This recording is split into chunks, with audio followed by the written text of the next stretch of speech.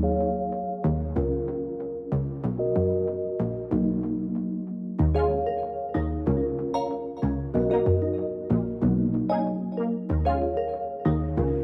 and welcome back to my channel. If you're new here, hi, my name is Maureen. As you can tell by the title of today's video, I have another Dior haul, specifically on the Dior small book tote. If you've been following me for a little while, you know that this is not my first Dior book tote and also not my first in the small category. I'll make sure to have all my other Dior hauls listed down below so you guys can check those out, as well as my other social media platforms. I'll have those listed below because I'm doing lots of different types of videos on each of those platforms. You don't want to miss out on any of that content. So make sure, like I said, that you're following me on those platforms as well. So without further ado, let's show you guys the bag. So this is, like I said, the small Dior book tote. There's several different sizes. There's a medium, there's a large, there's even one smaller than this one. I couldn't, however, in the minier sizes fit my phone in it, but that's something just to keep in mind. Maybe you're using it for something different. I really love this style of bag. Beautiful little top handles. And then I wanted to share something that I had learned about this medallion that is on my other small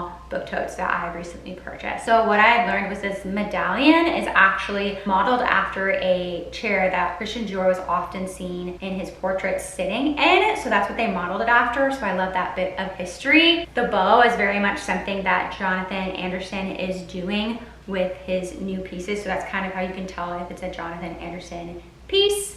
And then I'm just loving the lace as well on the outside of this. If you've been following, you know that this is actually my fourth small book tote and that has a medallion on it. And so this is my navy and white one. I have the classic pink and white one that came out. I have the beige one as well. It doesn't have the white, but it still has this same type of theme going on, but in all beige. And then I have another one that I bought that has the Lily of the Valleys, which is also a common motif with Christian Dior. So I was very excited about that. For dimensions and everything. So this has the top handle and it also has a shoulder strap that you can attach here.